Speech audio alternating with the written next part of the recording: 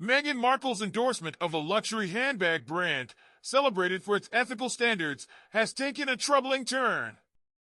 A bombshell investigation reveals that the women behind these 700-pound designer bags earn shockingly low wages, some as little as 10 pence per hour. Is this the ethical standard Meghan championed, or a case of profit overshadowing purpose? When Meghan Markle proudly announced her investment in Sesta Collective earlier this year, she described it as a company that uplifts women through its ethical practices. Sesta's luxurious handbags, which grace the arms of Hollywood elites, are marketed as symbols of empowerment.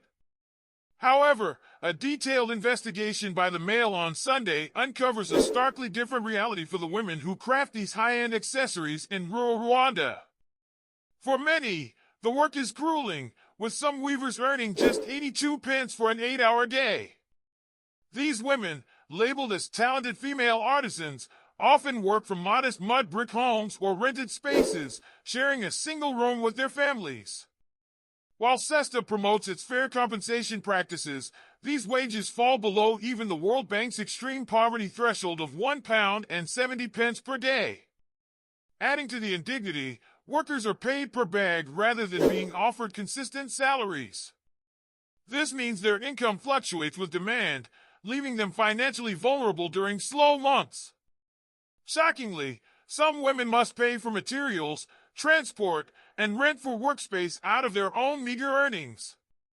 And if a bag is deemed substandard, their pay is docked, a harsh penalty for those striving to survive.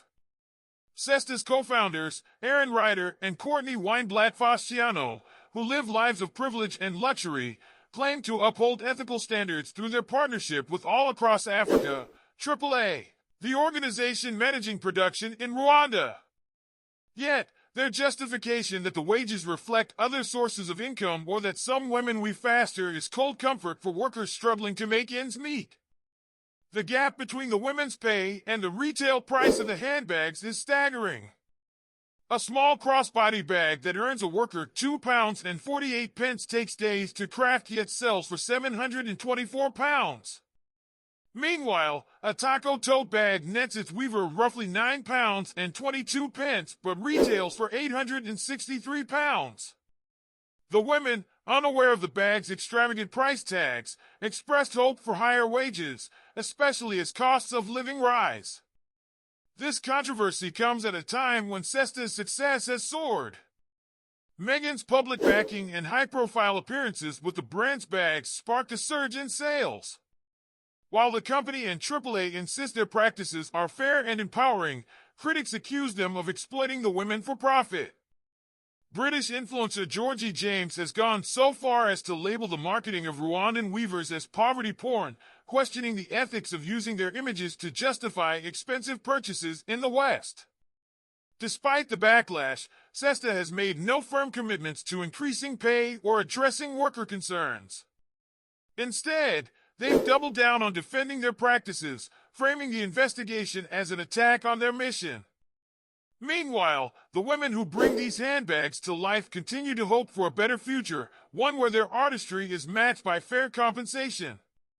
Meghan Markle's association with Sesta Collective raises a vital question: can luxury brands truly be ethical if the artisans behind them remain trapped in poverty? This investigation sheds light on the uncomfortable truth behind the marketing rhetoric. As consumers, do we need to dig deeper into the ethics of the brands we support, or is the allure of high fashion too blinding? Let us know your thoughts in the comments below.